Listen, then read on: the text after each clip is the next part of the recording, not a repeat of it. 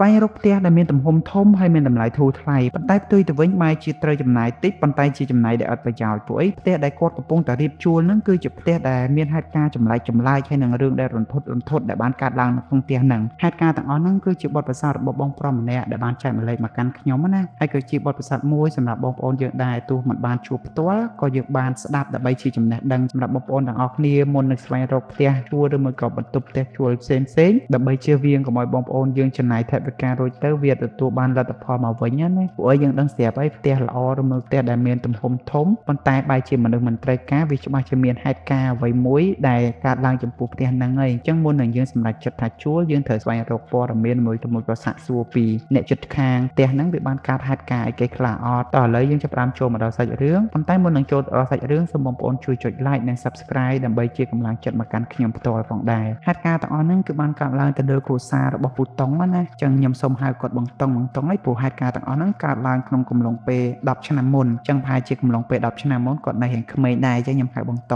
ងឬក៏តុងអញ្ចឹងទៅដើម្បីឲ្យស៊ីជាមួយនឹងសាច់រឿងផងយើងណាថ្ងៃមួយគ្រួសាររបស់គាត់សពតែរើផ្ទះដោយសារតែមានបញ្ហាជាមួយម្ចាស់ផ្ទះមុនណាអញ្ចឹងហើយម្ដាយរបស់គាត់ក៏ត្រូវទៅរកផ្ទះថ្មីដើម្បីស្នាក់នៅបន្ត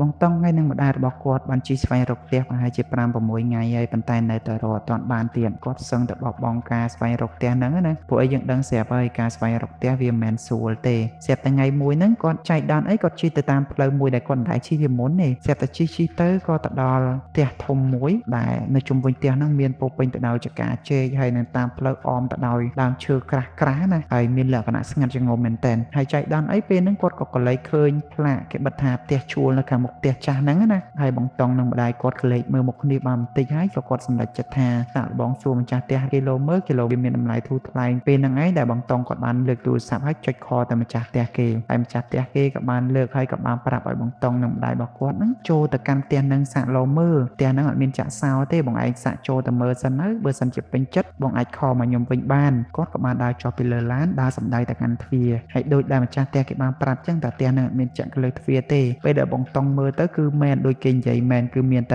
ែដែកធ្ពក់មួយសម្រាប់ធ្ពក់កុំឲ្យទ្វារហ្នឹងមានក្មេងចូលទៅលេងណាគាត់ក៏បានដើរកាត់ស្មៅខាងមុខផ្ទះហ្នឹងចូលទៅខាងក្នុងដែលសភាពនៅខាងក្នុងគឺមានលក្ខណៈស្អាតដូចផ្ទះគេអត់ទុកចោលអញ្ចឹងណាផ្ទះទាំងមូលមានលក្ខណៈធំទូលាយមាន3បន្ទប់គេង2បន្ទប់ទឹកនិងផ្ទះបាយមួយហើយពេលហ្នឹងដែរគឺបងតុងហើយនិងម្ដាយគាត់ក៏បានគិតគ្នាថានឹងជួលផ្ទះហ្នឹងព្រោះអីផ្ទះហ្នឹងបើសិនជាយើងសម្អាតទៅវានឹងមានលក្ខណៈថ្មីហើយគ្រាន់តែផ្ទះនៅពេលដែលគេទុកចោលវាមានសភាពខាងមុខមានដោះស្មៅអីចឹងខ្លះហើយពេលហ្នឹងឯងដែលបងតុងក៏បានសាកល្បងខទៅកាន់ម្ចាស់ផ្ទះគេដើម្បីសាកសួរពីតម្លៃណាគាត់ឮពីតម្លៃហ្នឹងគឺវាមានលក្ខណៈថោកខ្លាំងមែនទែន$60ទេក្នុងមួយខែអញ្ចឹងហើយគាត់ក៏សម្រេចចិត្តភ្លាមអត់បានគិតអីវែងឆ្ងាយទេក្រោយពីបងតុងព្រមព្រៀងជាមួយនឹងម្ចាស់ផ្ទះហើយម្ចាស់ផ្ទះគេក៏បានណាត់ថ្ងៃដើម្បីបញ្ចុះកិច្ចសន្យាព្រមព្រៀងជួលផ្ទះ6ខែមុនណានៅពេលដែលដល់ថ្ងៃចុះកិច្ចសន្យាហ្នឹងបងតុងហើយនិងម្ដាយគាត់ក៏បានមកដល់ផ្ទះហ្នឹងម្ដងទៀតចាស់ផ្ទះគេបានមកមុនហើយគេបានរៀបចំដើម្បីឲ្យមើលទៅសភាពលក្ខណៈស្អាតគាត់គឺមានអារម្មណ៍សប្បាយខ្លាំងមែនទែនព្រោះឯផ្ទះហ្នឹងពេលដែលគេរៀបចំហើយដូចលក្ខណៈថ្មីចឹង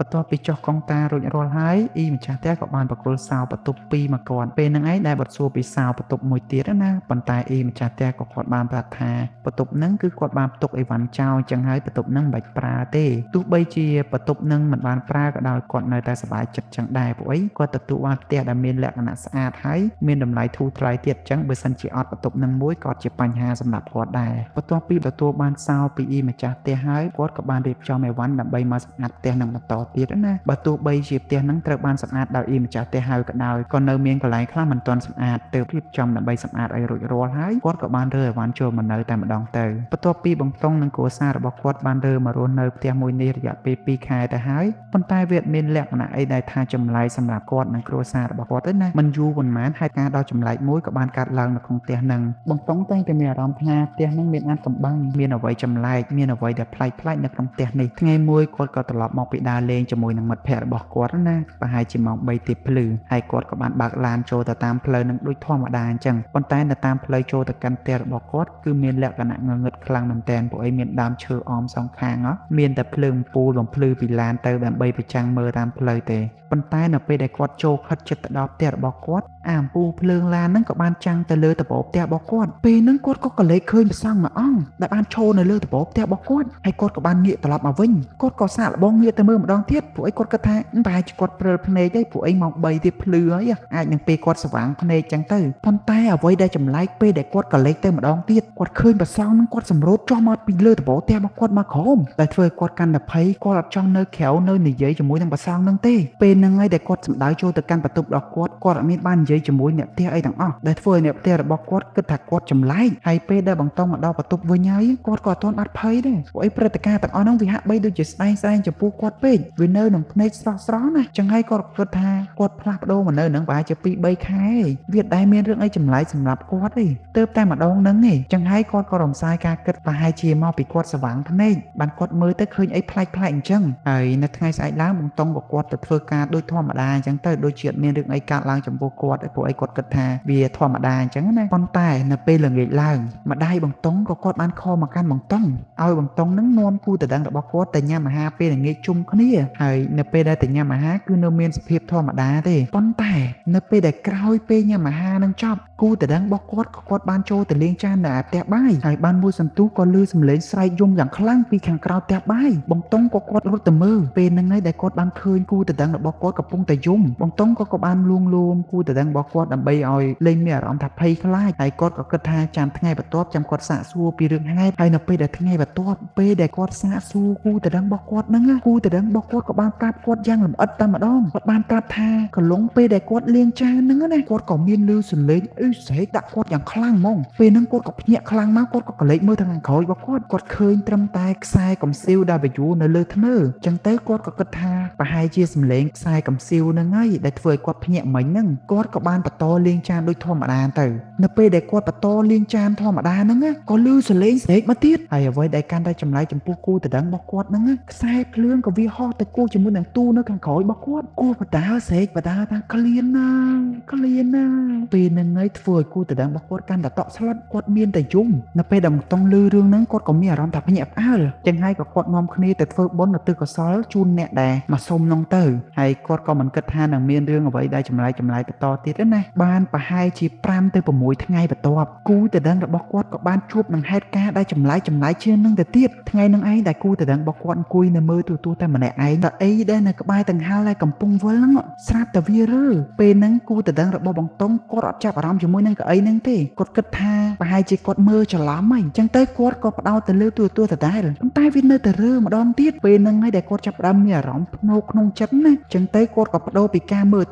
មកមើលទូរស័ព្ទប៉ុន្តែកែវភ្នែករបស់គាត់ផ្ដោតទៅលើកៅអីហ្នឹងចង់ដឹងថាកៅអីហ្នឹងវាវិលឬមួយក៏វារើទៀតអត់បានមកស្ទុះកៅអីហ្នឹងក៏ផ្លាស់ទីពីមួយទៅមួយទៀតអញ្ចឹងហើយដែលធ្វើឲ្យគាត់ច្បាស់ក្នុងចិត្តដែរថាកៅអីហ្នឹងវារើមែនអញ្ចឹងហើយធ្វើឲ្យគាត់រត់ចេញពីផ្ទះហ្នឹងយ៉ាងលឿនទៅកាន់កន្លែងបងតុងហើយគាត់ក៏យំបដាប្រាប់បងតុងបដាថាកៅអីហ្នឹងវាចេះរើវាចេះផ្លាស់ទីនិយាយឲ្យខ្លីទៅថាកៅអីហ្នឹងវាមានចលនាពីមួយទៅមួយណាដែលធ្វើឲ្យបងតុងគាត់គិតថាវាច្បាស់ជាមានរឿងអីចម្លែកហើយនៅក្នុងផ្ទះហ្នឹងពួកអីវាមិនមែនជាលើកទី1ទេវាកើតពី3 ដងហើយទៅលើគូតដឹងរបស់គាត់ជាមួយនឹងគាត់ផងដែរចឹងហើយគាត់ក៏សម្រេចចិត្តទៅសួរនាំអំពីគ្រួសាររបស់គាត់តើពួកគាត់មានជួបព្រឹត្តិការណ៍ចម្លែកដូចពួកគាត់អត់ប៉ុន្តែពេលហ្នឹងឯងដែលម្ដាយរបស់គាត់និងប្អូនស្រីរបស់គាត់បានប្រាប់ថាពួកគាត់មករស់នៅប្រហែលខែហ្នឹងអត់មានរឿងអីចម្លែកសម្រាប់ពួកគាត់ទេហើយពេលហ្នឹងឯងដែលគាត់គិតថាហេតុអីបានកើតឡើងទៅលើតែគាត់ជាមួយនឹងគូតដឹងរបស់គាត់ស្រាប់តែប្អូនប្រុសរបស់គាត់ក៏មកប្រាប់គាត់ម្ដងថាថ្ងៃមួយគាត់បានចូលទៅងូតទឹកប៉ុន្តែនៅកំឡុងពេលដែលគាត់កំពុងតែងូតទឹកហ្នឹង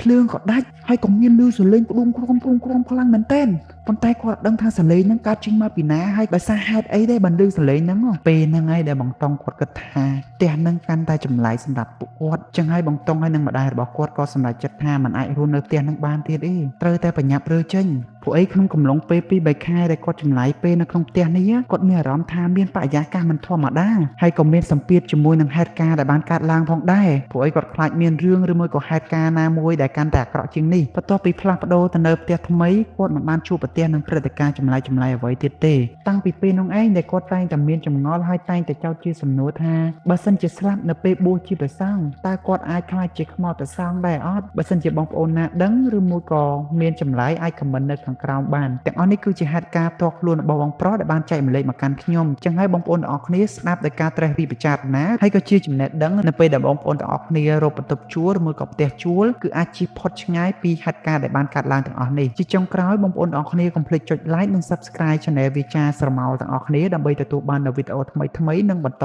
ទៀត